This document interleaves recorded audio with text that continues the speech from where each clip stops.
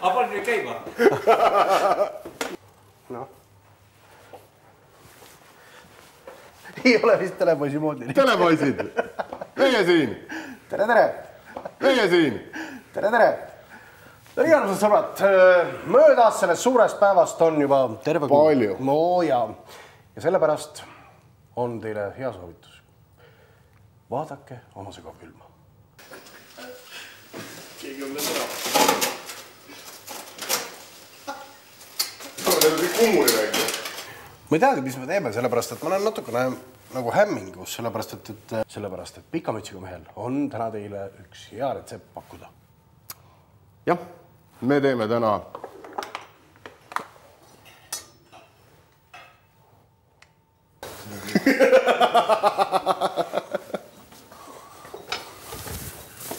Vot selline toit. puksurohtu valgetest tubadest. Kuradi puuksurohtu.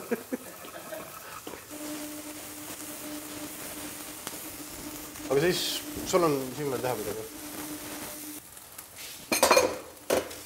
Kuule, oota, siin hakkab nüüd kohe see undama vist kusagil.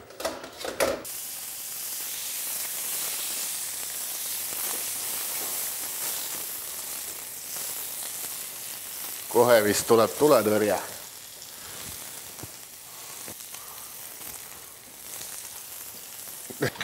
Ei kõrvutanudki põhja. Kuule, peaaegu õnnestus.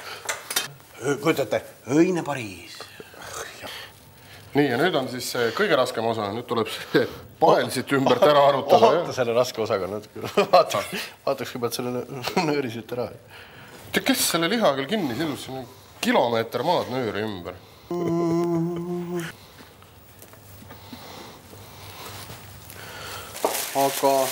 Aga me saame...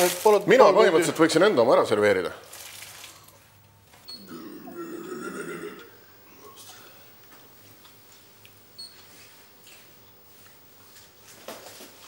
Seni, kuni Toomitsa välja veninud mahu natukene puhkab, siis meie teeme täiesti sellise ergastava süsti. Ja jäts nagu traditsiooniks...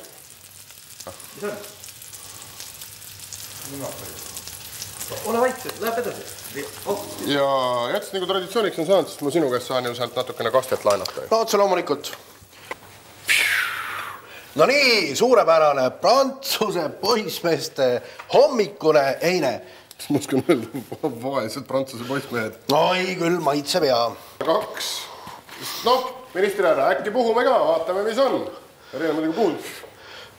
1,5 promilli. Pole paha! No nii, aga sellised olid meie tänased toidud ja... Kuidas siis lõpp oli? Kas lihhidene või kannidene? Just, ma tahtsingi öelda, et see jääb sina otsustada. Teeme ikka lihhidene. Teeme lihhidene. Emme ei ole kannikokad. Ei ole. Nii nagu Priit ütleb.